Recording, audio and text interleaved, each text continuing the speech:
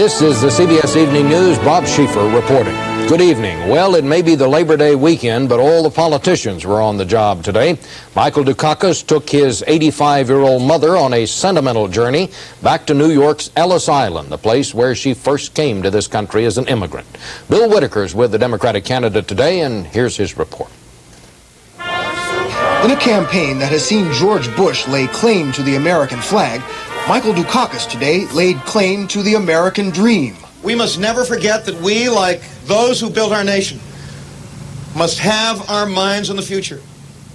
For America's dream is now in our hands. On Ellis Island, first stop for millions of immigrants, Dukakis, the son of immigrants, accused Republicans of putting the dream out of reach and blasted Bush for calling the rise in unemployment irrelevant. My friends, those 200,000 Americans are not mere statistics. And they are not, to repeat, irrelevant. New York Governor Mario Cuomo, the son of Italian immigrants, hit the Republicans again. And they seek to distract the people of the nation with simplistic slogans and pandering pretenses at patriotism. This Ellis Island visit caps a week in which Dukakis has fought hard to regain the initiative in this campaign and to fine-tune and sharp focus his message. After weeks of lackluster campaigning, Dukakis' call for economic patriotism, American jobs for American workers, caught on with unionists in Spokane, Washington yesterday. And campaign insiders predict the return of former aide John Sasso will kick the campaign into high gear.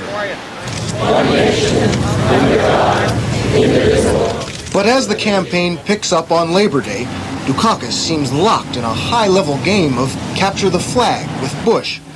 Both seem convinced that symbols will win more votes than substance. Bill Whitaker, CBS News, Ellis Island. Vice President Bush said today he wants no more than 2 debates with his Democratic opponent, and any more than that are out of the question. The comments came at a news conference this morning at his Washington home, and Eric Engberg reports. After a week in which he'd managed to stay on the political offensive most of the time, George Bush did his best to play underdog today, telling reporters the prospect of debates with former public television moderator Michael Dukakis has forced the Bush TV advisors to work on problems with his delivery. He's good. He's a good debater. He's kind of the advocates kind of fella that's out there, you know. I got Roger Ailes going with the eye contact now. Stay with it. Concern over Dukakis' supposed TV edge has the Bush camp fighting in negotiations with the Democrats to limit the debates to 2 meetings late this month and early next, when the Olympics and World Series will dominate prime time. But Bush acknowledged the poor-mouthing is part gimmick. He's probably a better debater. I'm lowering expectations. My wife, Barbara, when I practice debating, she falls asleep, and I've got to do something different about that. I think I can now. Bush answered questions on the lawn of the vice presidential mansion where his dog Millie kept an eye and a nose on the press. Bush said that as president he would make no effort to require recitation of the Pledge of Allegiance in schools, even though he has criticized Dukakis for vetoing a state pledge law in Massachusetts. Bush seemed pleased at the controversy the pledge issue has generated. What I am advocating is what I think of as a fundamental value that teachers ought to lead the kids in the Pledge of Allegiance. And it's really catching on. The American people understand this. Bush, who has tried mightily this week to portray himself as a strong environmentalist, admitted that he never questioned the president's veto of clean water legislation. But he said he had argued the case for other unspecified environmental causes inside the administration. Eric Engberg, CBS News, Washington. In a move that may come as a surprise to business groups who oppose it and writers of the Republican platform who argued that such a move would be inflationary, the number 2 man on the Republican ticket came out today for an increase in the minimum wage. Jacqueline Adams with more on that. On this Labor Day weekend, Republican vice presidential candidate Dan Quayle endorsed an increase in the minimum wage. But unlike George Bush, Quayle did not insist on a second lower tier for teenage workers. I think the correct figure would be around $4 an hour over a 3-year period of time or a 4-year period of time. Vice President Bush is opposed to increasing the minimum wage unless it has that second tier for teenagers. Quayle apparently didn't know that. We haven't talked specifically about the minimum wage, but I don't believe I'm out of sync.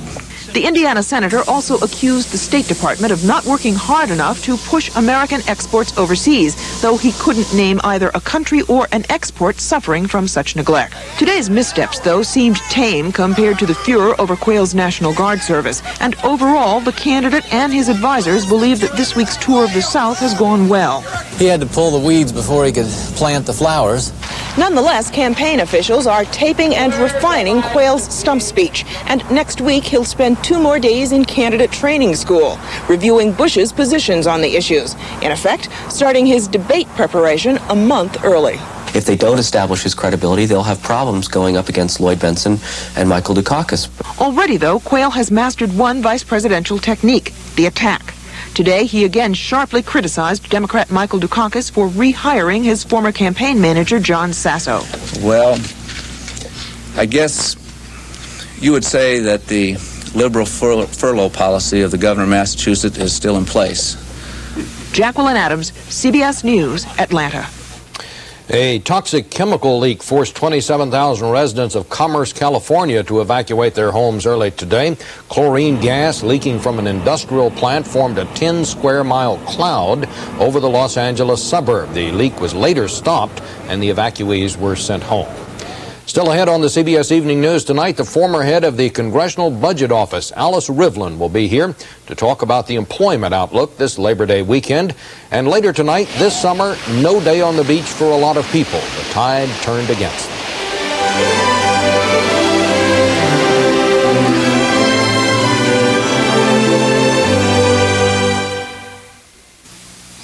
Having fun with my daughter, Kim, wasn't always easy for me to do. It's not that I didn't want to. Oh, I did. But sometimes constipation would slow me down.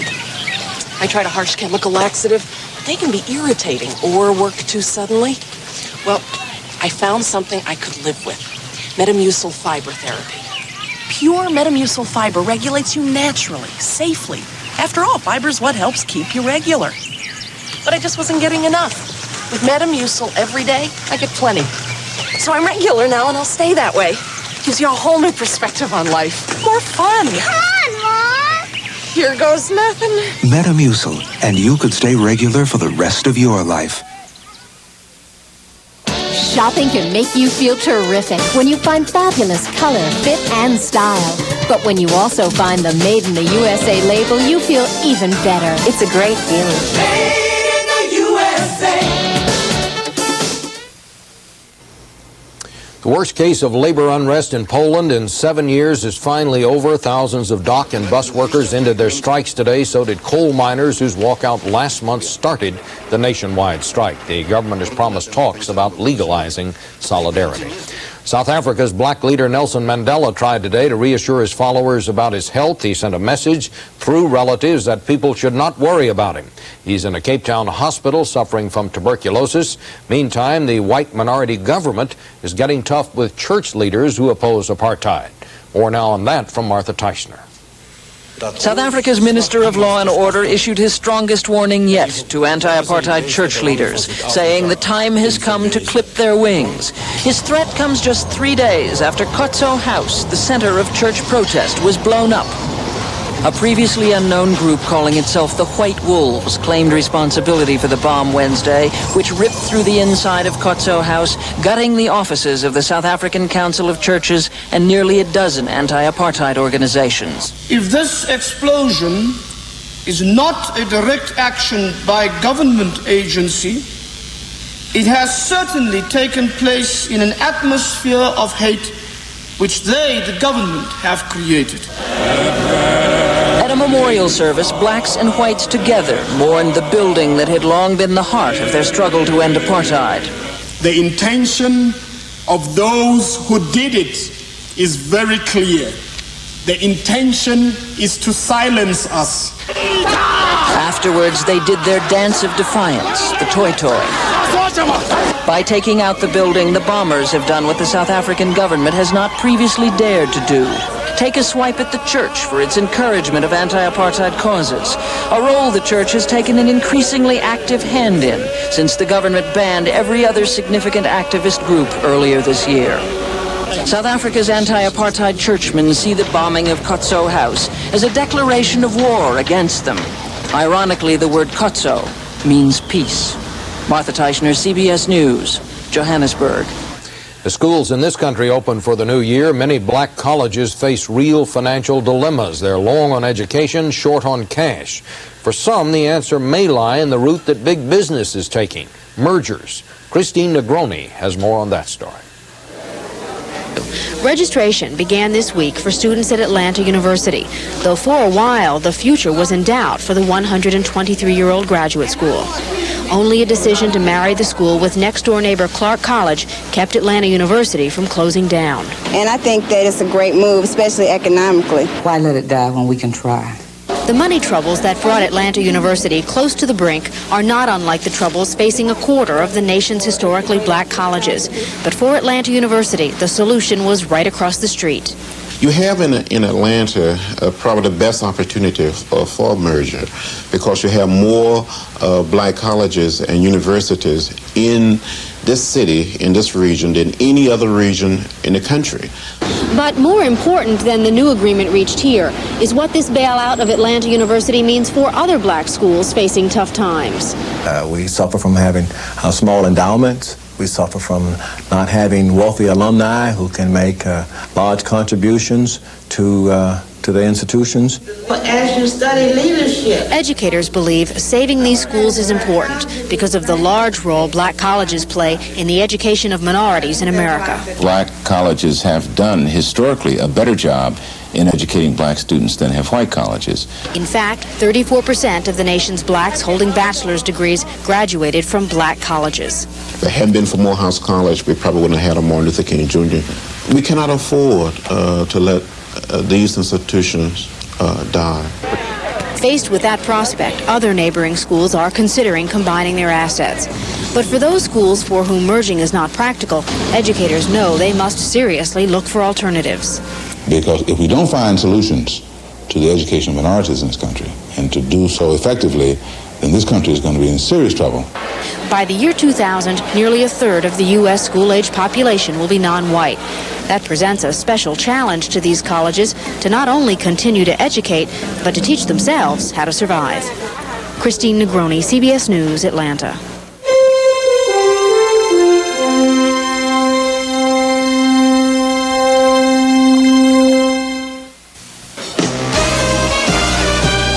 I want a man with a slow hand. He's got a face that I love to touch. Introducing the new Chic Ultrex Plus. Its pivoting head has a lubricating comfort strip and one-push cleaning to shave you smoother than ever. A touch this easy makes me understand. When it comes to love, I want a slow New Chic Ultrex Plus, the easy touch for the ultimate shave. For the first time ever, Red Lobster presents 30 shrimp done 4 incredible ways for just $8.95. You've never had so many shrimp, so many ways.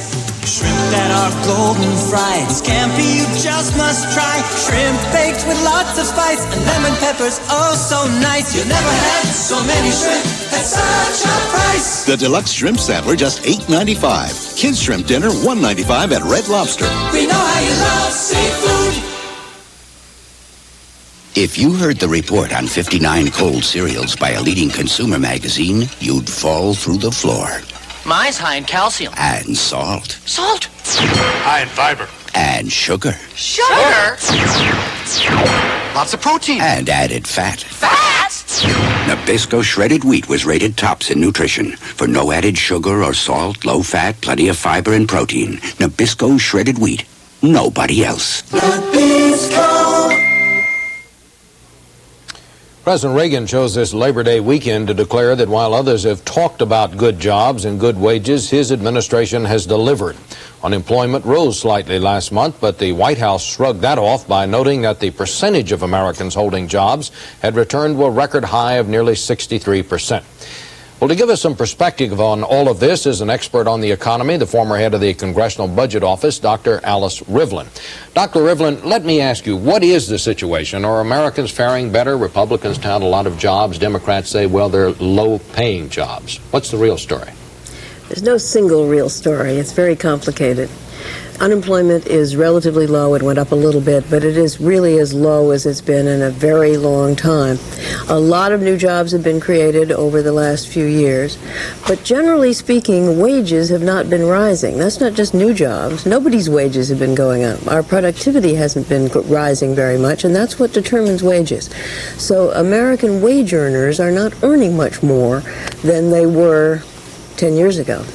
Is it fair to say that Americans are better off now than they were 8 years ago? That, again, depends exactly what you mean by that.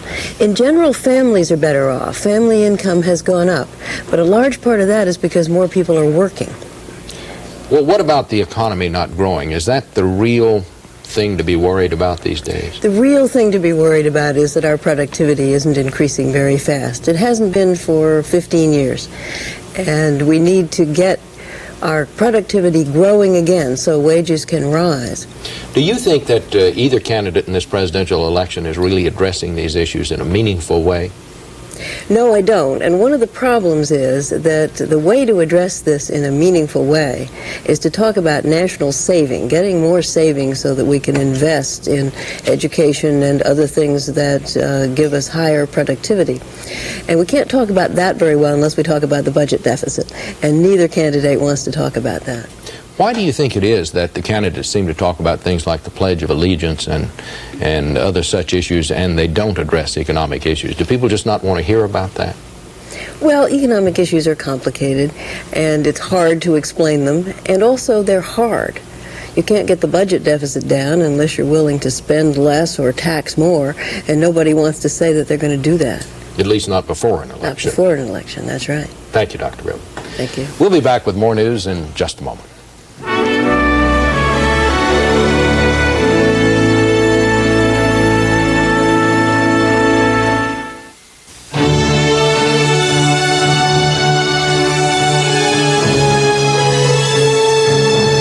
Holland America line, we never forget whose vacation it is.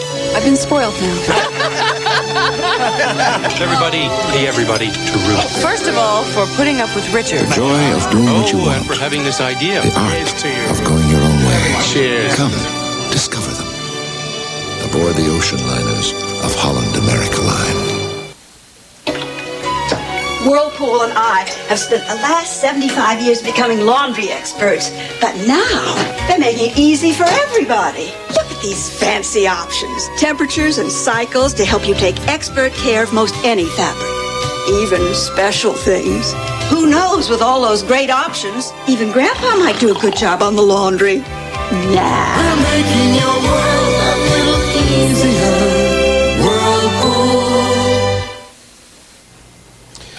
What caused the crash of Delta Airlines Flight 1141 is a bigger mystery than ever tonight. Federal investigators interviewed the co-pilot today, took another close look at the wreckage at the Fort Worth Dallas airport, and listened to the flight recorder. But the non-stop search for clues is just turning up more contradictory evidence. James Sartori is following developments. 3 days after the crash of Delta Flight 1141, investigators are still pulling apart the wreckage, but they've yet to piece together the cause. One part of the puzzle, a cockpit conversation just before the crash. One crew member says, "We've got an engine failure." But while the engines are being shipped to the factory for further analysis, so far, experts have seen no damage. They reiterated that there was no visible evidence of any engine failure or any engine problem. Another part of the puzzle, what position were the flaps in for takeoff? During the pre-flight checklist, the call-out flaps got the response 1515, green light, a normal setting for takeoff. That indicates the flaps were extended out of the trailing edge of the wings, giving the plane enough lift for takeoff. Well, if the flaps and the leading edge slats were not in the proper position, in the selected position for takeoff, there would have been a warning horn. Officials who heard the cockpit voice recorder say they heard no warning horn. One explanation comes from a passenger who was sitting over the right wing just before the crash. And then I realized we weren't going to get up. Then I saw him put the wing flaps up, so I knew he was trying to get it back down again. So as investigators continue to find more pieces to this very puzzling crash, the mourning continues for 13 victims. Among them, Dixie Dunn, a 33-year veteran Delta flight attendant. For her and 9 other victims found in the back of the plane, more questions without answers. Was the rear door jammed? Why couldn't they escape? James Hattori, CBS News, Dallas. Ironically, the Delta pilots reportedly were talking about the possibility of a crash just seconds before the plane went down. The Washington Post says today that they were joking that they should say something nice about their flight attendants so the news media would have something to report if they crashed. That was a reference to last year's Continental crash in Denver when pilots of that plane reportedly had been talking about flight attendants' dating habits when the plane went down. In Ramstein, West Germany, there was a memorial service today for victims of last Sunday's air show disaster. The service was held in a Roman Catholic church where the priest told mourners that pain and sorrow are tearing at the hearts of many people. The death toll in the disaster now stands at 51. A St. Louis civilian police official was taken hostage today by a former police officer implicated in a kickback scandal. Officers surrounded the building where John Frank, the vice president of the St. Louis Police Board, was being held. Frank exposed the pension fund scheme in which his captor took part. Just what the captor hopes to gain is unclear. Traditionally, this is considered the last weekend of summer. In the Northeast, the season will go down as a big loss for beach lovers and for the businesses they support. Richard Roth reports. New York's busiest beachfront at the start of the weekend. At the end of the season, a headline writer just named the Bummer Summer. People have the fear of this place that it's like we have the plague. Jones Beach was closed to swimmers only a day and a half this summer when some hypodermic syringes, blood vials, and other medical waste washed up on shore. It was a relatively small tide of debris along the seacoast of New York and New Jersey this season, but it brought a tidal wave of publicity and turned this into a summer of discontent on the region's beaches. It's ending this weekend with merchants saying they're the only ones left still taking a bath. The most horrible summer we ever had. Estimates in New Jersey are that shorefront business has suffered a drop as big as 50%. And for an area that depends on carefree summer visitors, the cost and credibility may turn out even higher. Though most New Jersey beaches have been certified safe by local authorities, beachgoers aren't all convinced. You still won't let your child play in the water. Why not? No, because I don't believe it. I seen it. It's dirty. I go into the water up to my knees when I think it's clean. The company that runs concessions at New York's Jones Beach fired almost half its staff when business fell more than 50%. As you can see just by looking around, this place is like a ghost town. Some people, of course, found that made it easier to get away from it all. You didn't have to go very far. There's no one ever here anymore. It used to be really crowded, and now it's not crowded at all anymore. But anticipating this weekend not much busier than the rest, a beach superintendent said he'll remember the summer of 1988 as one to forget. Richard Roth, CBS News, New York. Well, the largest lottery jackpot in the history of North America is up for grabs tonight. People lined up all over Florida today for a chance to win $52 million in the state's Pick Six Lotto. It costs them $1 to play. It's a long shot to be sure. The odds of winning are 14 million to 1.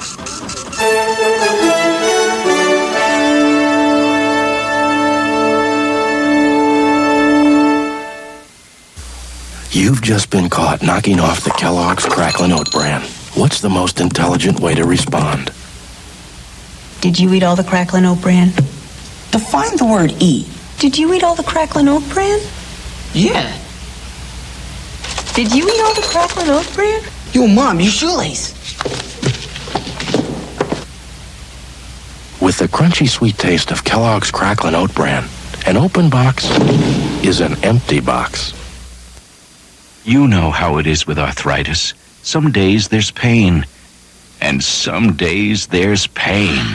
For relief, there's aspirin, and then there's aspirin, Anacin. When compared to regular aspirin, Anacin's aspirin formula has more medicine to relieve minor arthritis pain for hours. That's not just relief.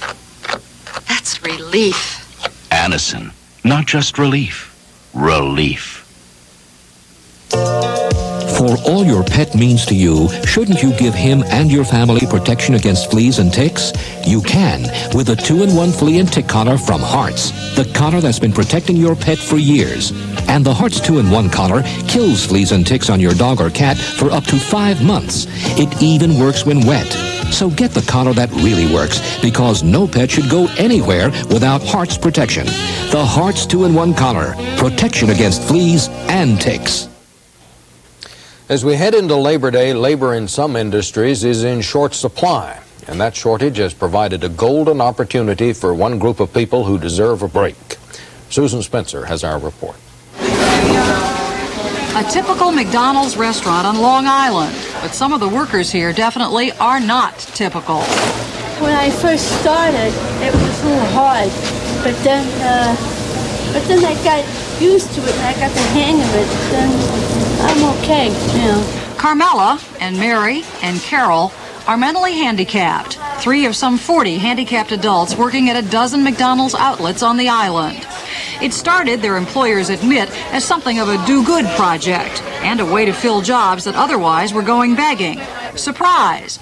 The people who were supposed to be helped have turned out to be wonderful helpers themselves. I would lie to you if I said it didn't make me feel good. Of course it does. But it also makes me run a better business, and that makes me feel good too. This is the forgotten population. This is an untapped labor source. And what we're selling is dependability, reliability, work ethic. In fact, their employer says these workers are rarely sick, almost never late, perhaps because they are so proud of what they can do. Mostly I love the campaign, especially on every Friday. 21-year-old Carol helps with kids. I want to see you fall. It's been found that mentally handicapped people like Carol are much more likely to achieve their full potential when they're around people who are not handicapped. With the labor force expected to shrink in coming years, special education experts hope that more companies will start considering them. You have to open your eyes, open your minds, and just look at people as normal people who can do anything if they're given a chance. The McDonald's workers seem out to prove it. I'm a hostess with the mostest. Susan Spencer, CBS News, New York. Say thank you for waiting. You're welcome. That's the news. Charles Kuralt will be here first thing Sunday morning with a report on the growth of America's part-time workforce. I'm Bob Schieffer, CBS News in New York. Good night. The truth is, heart specialists concerned about aspirin irritation recommend Ecotrin over Bayer to help prevent second heart attack. Consult your doctor about the only brand of aspirin that's safety coated to protect your stomach. That's Ecotrin, and that's the truth. New Supercall Mint kills plaque germs. But how does it taste? Supercall Mint fights plaque buildup. But how does it taste? Plaque fighting, Supercall Mint. But how does it taste? Tastes great. Like my mouth took a shower. Refreshing. A mint that lasts. The best tasting way we know to fight plaque. Now for indigestion, gas, introducing new extra strength Malox Plus. It neutralizes more than any leading antacid and dissolves gas. Nobody does as much as new extra strength Malox Plus.